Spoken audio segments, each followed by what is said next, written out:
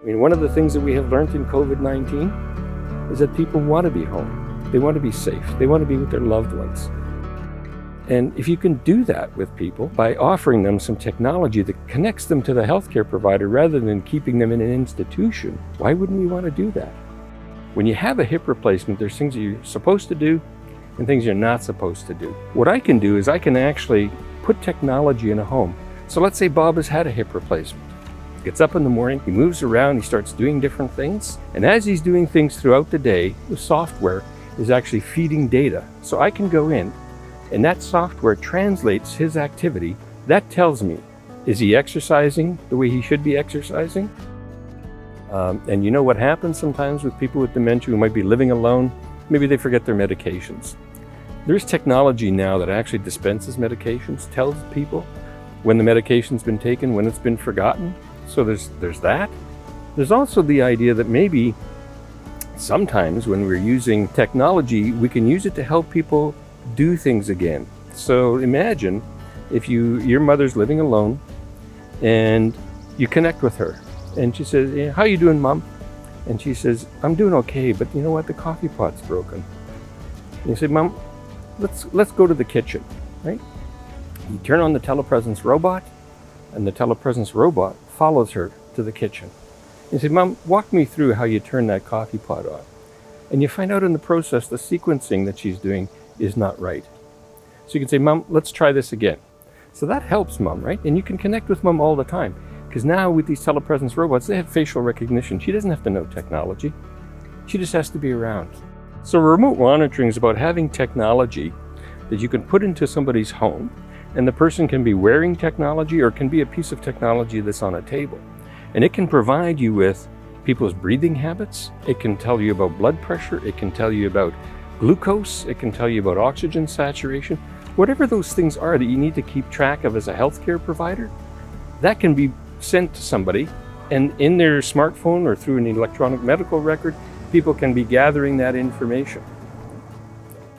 I remember seeing a gentleman who 10 hours away was supposed to come in to see a specialist and then get a therapist to fit him with a particular device. And he said, "You know what? For me to do that, I have to drive 10 hours. The pain that I'm having in my leg doesn't warrant that. I'm not going to do it." But I knew full well that if he didn't do it, it's going to get worse. And then he'll be in a hospital in crisis mode. And I do think that sometimes when people are out there, they don't have regular access to health care. What happens is they wait until the crisis happens. They put it off, they put it off, and they put it off. And it doesn't mean that you're 10 hours away, because you could be in the city here.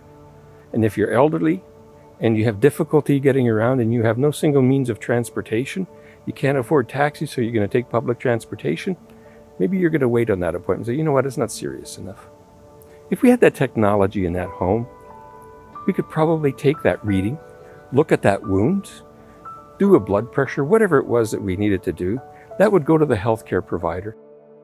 You know, if somebody donates to this program, here's what I think the money's going to do. The money's going to help to support the research that's going on here, to always be leading edge, right? Technology changes all the time. This is not about providing something that's off the shelf, that's commercially available, and we'll provide it to people. There's an entire system devoted to doing that. What we want to do is to say, you've solved this issue with this technology, now what? What's the next level that we need to work at, right? This will allow that to happen. But there's always going to be problems and issues when we talk about healthcare. We talk about people getting older. We talk about people with disabilities. We talk about people with mental health issues. There's always going to be a need for technology. When you talk about the virtual care and COVID-19, you know what it brings up for me is the pictures that I see in the newspaper of the elderly person on the other side of the glass, and the family member having to come to the institution and put their hands on the window. And I think, couldn't we be better? Couldn't we do better than that? We're at the point now we've taken a step. COVID has forced us to take a step to accept technology. We need to continue that path to better the relationship between the care provider and that individual. We need to continue with the technology to make those connections better with family, because you know what? If we don't, we're going to go right back to the way we were. And healthcare will be very expensive. Healthcare will not be effective, and we'll continue to see people through the glass. The HSC Foundation's Technology for Assisted Living initiative will use technology to enable the best in healthcare and the best in humanity. With your support, we can have tomorrow's healthcare today. You know, wellness from my perspective is about having a healthy lifestyle, but also being happy. Right? And isn't this what we're all about with our healthcare system? Is not just making people exist, but it's also trying to give them a quality of life that they can have to the best of their ability. And I think we can use technology to go a long, long way.